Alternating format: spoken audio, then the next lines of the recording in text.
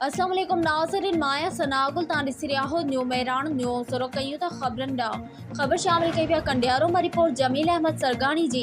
कंडियारो लॻ यूसी शेखानी जे chairman Nadeem Ahmed Angro, vice chairman Abdul Hameed Asbani ऐं यूसी काउंसलर ख़ालिद भौर ऐं अब्दुल रज़ाक गोपान खिलाफ़ ॻोठाणनि जमील अहमद मल्ला, सदरुद्दीन भौर, सलीम भौर, रमज़ान भौर, अब्दुल रज़ाक मल्ला जी अॻवानी में एहतजाज कयो वियो।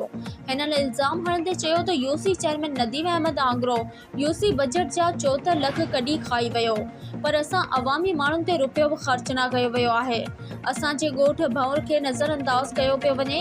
असांजे ॻोठ जी जामा मस्जिद ॾे वेंदड़ मेन गटी जो अंडरग्राउंड ड्रेनेज सिस्टम नाकार थी चुको आहे, जंहिं सबबु अचण वञण में नमाज़िन खे वॾी तकलीफ़ थी रही आहे, पर खेसि को बि धाम ॿुधण वारो कोन्हे। हिननि आला इख्तियारिन ऐं घरू वज़ीर ज़ियाउल हसन लिंजार खे अपील कंदे चयो त यूसी चेयरमैन नदीम आंगरो खिलाफ़ नोटिस वठी यूसी जे बजट मां ॻोठनि ते ख़र्च कयो वञे, ॿी सूरत में एहतजाज जो दायरो वधायो वेंदो। केर आयो है, छा मसलो आ? असां ज़ात जा मलर आहियूं, ही ॿिया भाउ वारा सभु ॻोठ जा रास भौरनि, असां ॻोठ भौरनि में वेठा आहियूं। जीअं त असांजो अर्ज़ु आहे त ही असांजी मेन गली आहे, जंहिंजो गटर लाइन ख़राबु आहे, जंहिंजे करे सॼे ॻोठाणनि खे तकलीफ़ आहे।